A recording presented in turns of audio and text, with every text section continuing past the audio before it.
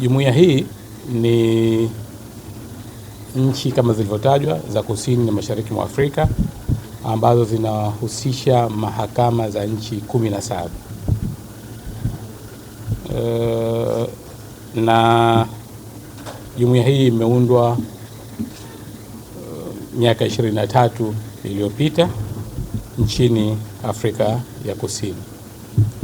Lengo la jumuiya hii ni kutafakari changamoto za utoaji wa haki, kuimarisha ushirikiano wa kitaaluma, kuboresha usimamizi wa mahakama katika jumuiya, katika kanda yetu, kuweka mikakati ya pamoja ya kusimamia misingi ya sheria na utawala bora. Kwa hiyo Zanzibar katika jumuiya hii ni mwanachama kamili katika jumuiya.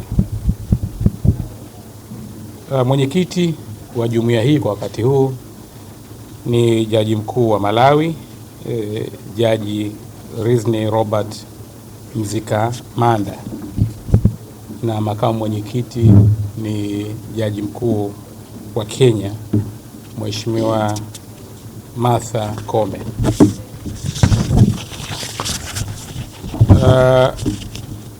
Nchi ambazo zimeunda jumuiya hii nizitaje kwamba ni jumuiya hii imeundwa na nchi zifuatazo: Lesotho, Eswatini, Angola, Botswana, Kenya, Malawi, Mauritius, Mozambique, Namibia, Afrika ya Kusini, Seychelles, Uganda, Zambia, Zimbabwe, Tanzania na Zanzibar. Kwa hiyo tunategemea katika mkutano huu kuwa na majaji wakuu kutoka nchi zote hizo ambazo nimezitaja. Tunatarajia kwamba mkutano huu utafunguliwa rasmi na Rais wa Zanzibar na Mwenyekiti wa Baraza la Mapinduzi Dr. Hussein Ali Mwinyi.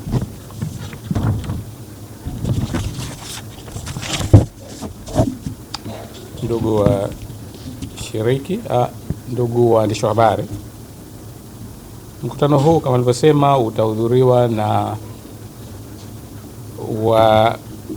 washiriki wasiopungua 150 wa nje, ambayo kama nilivyosema awali itahusisha majaji wakuu wa nchi hizo, majaji kutoka katika mahakama hizo, wanasheria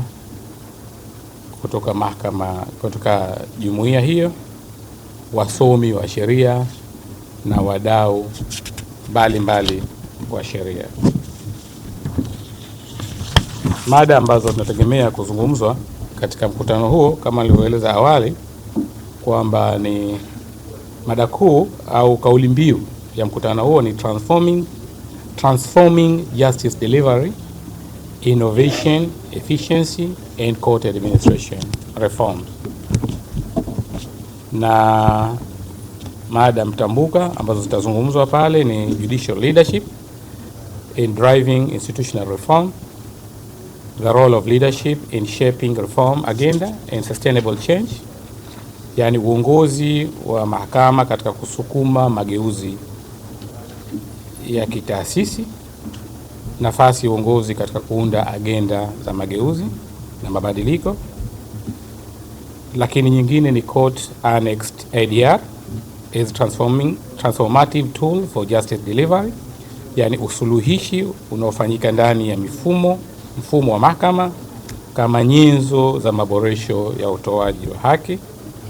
Lakini nyingine ni digital transformation of court, e-filing, virtual hearing and case management system, yani mabadiliko au maboresho ya kidijitali katika mahakama, ufunguaji wa mashauri ya kielektroniki, usikilizaji wa mashauri kwa njia ya mtandao na mifumo ya usimamizi wa mashauri, ambayo mada hii itawasilishwa na jaji kutoka mahakama ya Zanzibar. Lakini nyingine ni strengthening court administration, professionalization, training and institutional support system for judicial staff,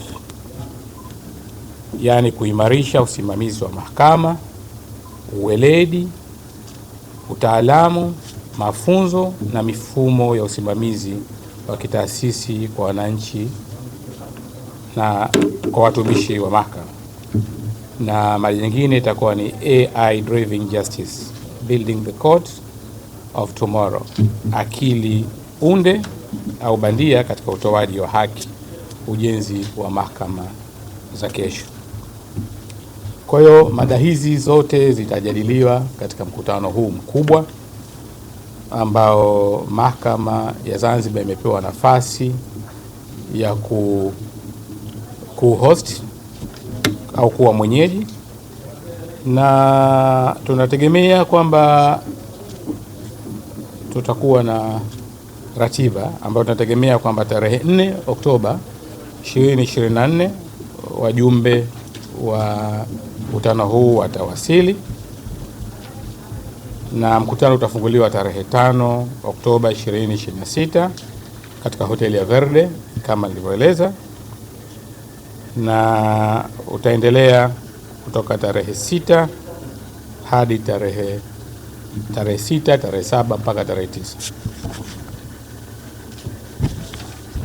9. Washiriki vile vile watapata nafasi ya kutembelea sehemu mbalimbali za kihistoria, maana itakuwa ni nafasi ya kuitangaza Zanzibar. Watu hawa watakaokuja 150, tunategemea kuwa na washiriki wasiopungua 250 ukiunganisha na washiriki wa ndani. Kwa hiyo kutakuwa kuna fursa kubwa kwa Zanzibar na kwa wananchi wa Zanzibar. Watatembelea mbali ya vikao vyetu, lakini watatembelea katika sehemu za kitalii kama vile watakwenda Prison Island, watakwenda Nakupenda, watafanya space tour, watafika Juzani, watatembelea Stone Town, na manake wananchi watapata fursa nyingi sana za kibiashara. Manake hapa watembeza watalii basi watanufaika, wenye magari ya utalii watanufaika, wenye maduka watanufaika, wenye mahoteli watanufaika. Kwa hiyo ni fursa moja ya kuitangaza Zanzibar, lakini vile vile kuongeza chachu ya msukumo wa uchumi wetu. Lakini fursa nyingine ambayo tutaipata ni kubadilishana uzoefu na elimu kwa sisi mahakama ya Zanzibar na mahakama nyingine ambazo zitakuwepo katika mkutano huu katika maeneo nyeti haya ya usikilizaji wa mashauri kwa njia ya elektroniki, mambo ya akili unde na kadhalika na ADR. Lakini kukuza mashirikiano ya kikanda, kama nilivyosema, kukuza utalii, kukuza mapato ya serikali, kukuza mashirikiano ya kitaaluma na halikadhalika, na kukuza uchapishaji au public.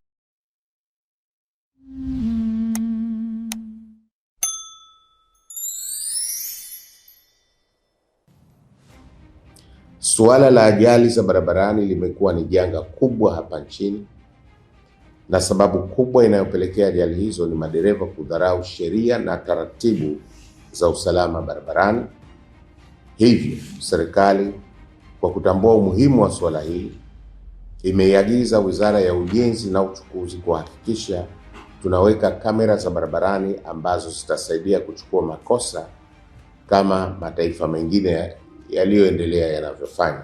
Katika juhudi za kuimarisha usalama barabarani Zanzibar, Mamlaka ya Usafiri na Usalama Barabarani Zanzibar imeanza kutumia teknolojia ya kisasa ya rada kamera na spidi kamera. Kupitia kamera hizi, endapo dereva atazidisha mwendo wa chombo kinyume na viwango sahihi kilichowekwa katika maeneo husika, kuendesha chombo cha maringi mawili bila kuvaa kofia ngumu, yani helmet, kupakia mizigo au abiria kinyume na utaratibu, pamoja na makosa mengine yote yaliyoorodheshwa katika sheria namba 7 ya mwaka 2003 ya sheria ya usalama barabarani, kamera hizi zitarekodi makosa, muda, eneo pamoja na nambari ya usajili ya chombo.